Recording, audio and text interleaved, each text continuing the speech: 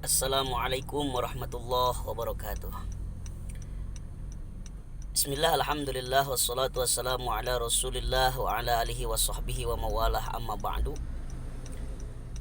Baik para hadirin wal hadirat rahimakumullah, bil khusus para mahasiswa yang dimuliakan Allah Subhanahu wa taala.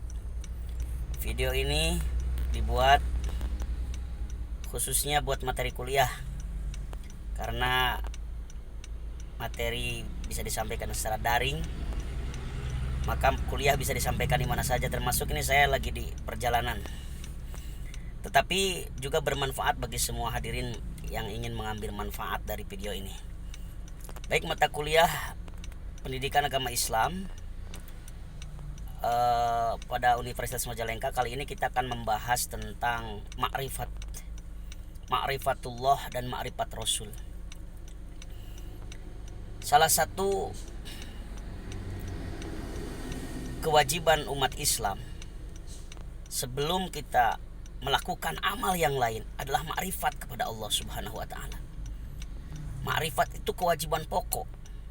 Karena ada kaidah dalam ilmu tauhid mengatakan awwalu wajibin alal insani ma'rifatul ilahi bistiqoni. Yang pertama kali kewajiban bagi seorang manusia adalah ma'rifat kepada Allah disertai dalil-dalilnya. Maka seorang muslim harus tahu, harus ma'rifat kepada Allah. Apa itu ma'rifat? Ma'rifat itu adalah proses kenalan kita kepada Allah Subhanahu wa taala. Jadi sebelum kita beribadah kita harus tahu dan kenal kepada Allah. Karena tahu belum tentu kenal, tapi kenal pasti tahu. Makanya ada kalimat alima, ada kalimat arofa. Kalau alima itu hanya tahu, tapi kalau arofa kenal. Jadi kepada Allah itu harus kenal. Jangan sampai kita beribadah, sholat, puasa, zakat, tetapi kita tidak kenal siapa yang kita ibadahi, siapa yang kita sembah. Nah, begitu. Jadi itu ma'rifat. Kemudian pembagian ma'rifat. Ma'rifat itu terbagi 3. Satu, ada ma'rifat asma. Tahu terhadap nama, ma'rifat nama. Ini masih ma'rifat tingkatan terendah. Ketika ada orang ditanya siapa Tuhanmu, dia menjawab Allah. Nah, itu ma'rifat, sudah ma'rifat dia. Tapi baru ma'rifat nama, dia masih rendah. Tapi dia belum tahu, belum kenal sifat Allah seperti apa. Dia hanya tahu Tuhannya Allah. Tetapi ketika dia mendapat rezeki, dia tidak mengembalikan kepada Allah karena tidak tahu sifat Allah Ar-Razzaq. Itu baru ma'rifat asma, ma'rifat terhadap nama. Yang kedua ada ma'rifat sifat. Ma'rifat sifat adalah proses kenalan terhadap sifat-sifat Allah, di mana kita sebagai umat Islam harus tahu terhadap sifat-sifat Allah. Allah memiliki sifat Ar-Rahman, artinya Maha Pengasih, Maha Penyayang. Ar-Rahim, Maha Pengasih di akhirat. Ar-Razzaq, yang Maha memberi rezeki. Al-Ghaffar, yang Maha mengampun. Wujud, Qidam, Baqa, Mukhalafatul lil hawadisi, Qiyamuhu bi nafsi. Nah, itu harus tahu kita. Harus hafal dan harus paham. Orang yang ma'rifat sifat, dia akan tahu ketika dia diberi rezeki, Masya Allah, rezeki ini dari Allah. Karena Allah memiliki sifat Ar-Razzaq. Allah adalah sang Maha Pemberi rezeki. Tidak diakui hasil keringatnya saja, tidak diakui hasil kerja kerasnya saja, tetapi ketika dia mendapatkan nikmat langsung dikembalikan kepada Allah. Karena Allah adalah zat, salah satu sifatnya Maha Pemberi nikmat. Nah, yang ketiga tingkatan tertinggi adalah ma'rifat zat. Ma'rifat zat ini adalah proses kenalan terhadap zat Allah. Sehingga kalau orang sudah ma'rifat zat, akan merasa dan mampu merasakan kehadiran Allah. Kapan saja, di mana saja dia akan terasa hadirnya Allah. Makanya efek dari ma'rifat zat, efek positif dari ma'rifat zat adalah akan mampu merasakan kehadiran Allah di mana saja, kapan saja, akan merasa diawasi oleh Allah. Makanya kalau orang sudah ma'rifat zat, ibadahnya tambah khusyuk dan tidak akan berani berbuat maksiat. Efek positif dari makrifat zat, satu, ibadahnya khusyuk. Dua, tidak akan pernah berani berbuat maksiat. Yang ketiga, akan selalu merasa diawasi oleh Allah.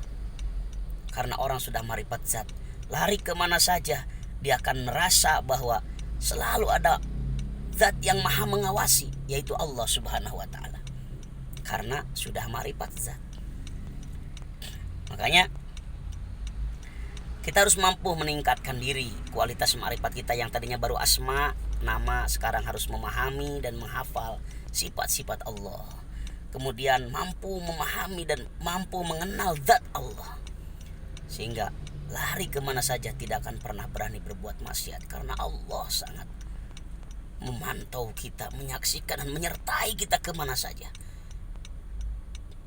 Ketika kita di mana saja selalu merasa bahwa Allah itu ada bersama kita, itu adalah ciri orang yang sudah makrifat zat. Jadi kalau orang sudah makrifat zat itu mampu merasakan nikmatnya dekat dengan Allah, pahitnya jauh dari Allah, dan mampu merasakan kemesraan ketika sedang bersama Allah. Itu berarti orang sudah makrifat zat. Seperti kita kalau sudah mengenal seorang istri, suaminya sudah mengenal istrinya, nggak mau jauh, istrinya tidak mau jauh dari suami. Kenapa? Karena sudah paham dan sudah memahami. Suami ketika bersamanya terasa tenang, ketika tidak ada terasa tegang. Itulah makrifat tuh. Yang kedua, selain kita mengenal Allah, kita juga harus ma'rifatur Rasul. Harus makrifat kepada Rasul, mengenal Rasul. Ada 3 tingkatan. Yang pertama ada tingkat-tingkatan dalam masalah ma'rifatur Rasul. Ada 3 tingkatan yang harus kita ketahui. Pertama ada yang disebut dengan Nabi. Yang kedua ada Rasul. Yang ketiga ada ulul azmi.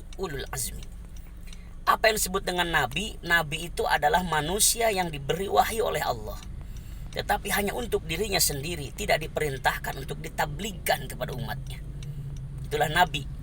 Jumlah Nabi dalam kitab Qami'ut Tughyan itu ada 124.000 Nabi. Yang kedua ada Rasul. Apa itu Rasul?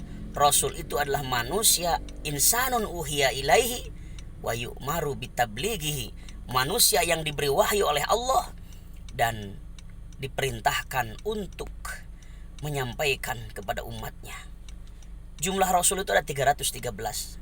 Lebih sedikit dari Nabi, karena tidak setiap Nabi itu Rasul, tapi setiap Rasul itu pasti Nabi. Dan ada tingkatan tertinggi, yaitu ulul azmi.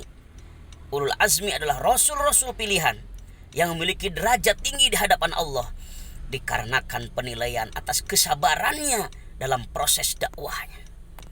Ulul azmi hanya 5 orang, yaitu Nabi Muhammad, Nabi Isa, Nabi Musa, Nabi Ibrahim, dan Nabi Nuh, yang disingkat dengan istilah Mimin. Nah, ini ulul azmi ini, kenapa kok punya gelar ulul azmi? Karena Rasul yang memiliki ulul azmi ini bukan dilihat dari hasil, tapi dilihat dari proses kesabaran. Bayangkan Nabi Sulaiman dan Nabi Nuh, kalau dilihat dari segi efektivitas keberhasilan dakwah, Nabi Sulaiman lebih berhasil dakwahnya ketimbang Nabi Nuh. Karena Nabi Sulaiman dakwah dengan kekuasaan, dengan kerajaan, sehingga efeknya sangat luar biasa. Tetapi Nabi Nuh 900 tahun berdakwah, ternyata gagal, sampai umatnya hanyut dalam banjir bandang. Tetapi di hadapan Allah yang memiliki derajat luar biasa, masuk dalam kategori ulul azmi, adalah Nabi Nuh. Maka tidak setiap Nabi itu Rasul, tapi setiap Rasul pasti ulul azmi. Tapi setiap Rasul itu Nabi. Dan tidak setiap Rasul ulul azmi, tapi setiap ulul azmi itu adalah Rasul. Makanya ulul azmi adalah Rasul yang paling tinggi derajatnya di hadapan Allah subhanahu wa ta'ala.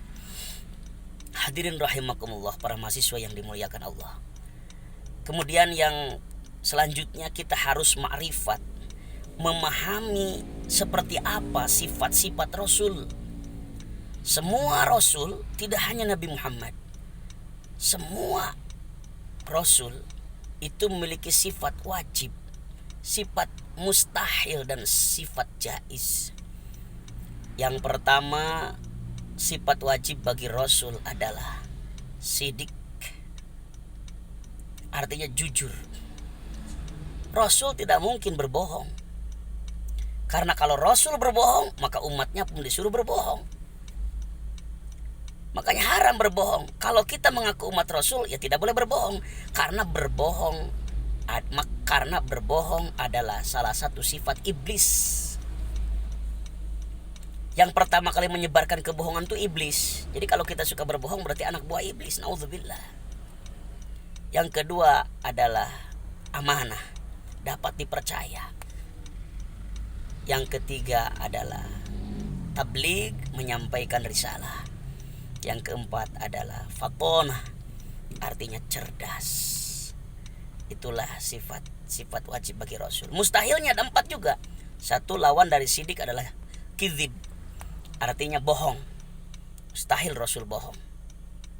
Jangankan Rasul, sahabat Nabi saja kalau bohong itu menjadikan, kalau meriwayatkan hadis menjadi dhaif, apalagi Rasulullahnya, apalagi nabinya. Kalau bohong berarti semua hadis-hadis itu dhaif, semua hadis-hadis itu palsu, tidak bisa dipercaya. Kalau Rasul bohong, tidak mungkin Rasul bohong. Yang kedua, khianat. Rasul mustahil. Rasulullah itu selalu dapat dipercaya. Tidak mungkin Rasul berkhianat kepada kita. Yang ketiga adalah kitman. Mustahil Rasul menyumputkan ilmu, menyembunyikan ilmu. Ketika Rasul mendapatkan wahyu, mendapatkan ilmu, Rasulullah selalu langsung menyampaikan kepada umatnya. Karena kata Nabi, li'anna katimal ilmi mal'unun, sesungguhnya orang yang menyembunyikan ilmu akan dilaknat oleh Allah. Yang keempat adalah biladah, artinya bodoh. Mustahil Rasul bodoh. Kalau Rasul bodoh ngapain kita agungkan? Karena kenapa kita agungkan? Karena Rasul itu pintar. Kalau bodoh ngapain harus kita agungkan? Makanya naudzubillah, mustahil Rasul bodoh. Dan yang ketiga ada sifat jaiz bagi Rasul adalah a'radul basyariyah. Rasulullah juga memiliki sifat-sifat manusia biasa, seperti Rasul suka makan, minum, nikah dan sebagainya. Karena Rasul juga dilahirkan ke dunia sebagai manusia. Makanya sifat-sifat manusia biasa juga ada pada diri Rasul. Cuma perbedaannya antara diri kita dengan Rasulullah, kalau ibarat sebuah batu, Rasul itu adalah batu intan yakut yang sangat gemerlap, yang sangat berkilau. Sementara kita ibarat hanya tumpukan batu-batu hitam, batu-batu kotor, batu-batu biasa. Sementara Nabi Muhammad atau para Rasul adalah batu-batu permata. Muhammadun basyarun walaysa kal basyar wa yakutun wa yakbal huwa kal yakuti bainal hajar. Nabi Muhammad adalah manusia tapi bukan manusia biasa. Ibarat batu yakut yang gemerlap dibandingkan dengan batu hitam seperti kita. Masya Allah, mudah-mudahan kita bisa makrifat kepada Allah, makrifat kepada Rasul, sehingga ibadah kita tambah khusyuk, iman kita tambah meningkat, dan mudah-mudahan kita tergolong orang-orang yang senantiasa beriman kepada Allah Subhanahu wa taala. Amin ya rabbal alamin. Sekian dan demikian, dan khusus bagi mahasiswa, silakan dibuat resumenya, ditulis dan dikirimkan untuk menjadi tugas dan bukti kehadiran kuliah ini. Dan bagi hadirin semuanya, terima kasih yang telah menyaksikan video ini. Allahul muwaffiq ila aqwamit thoriq. Wassalamualaikum warahmatullahi wabarakatuh.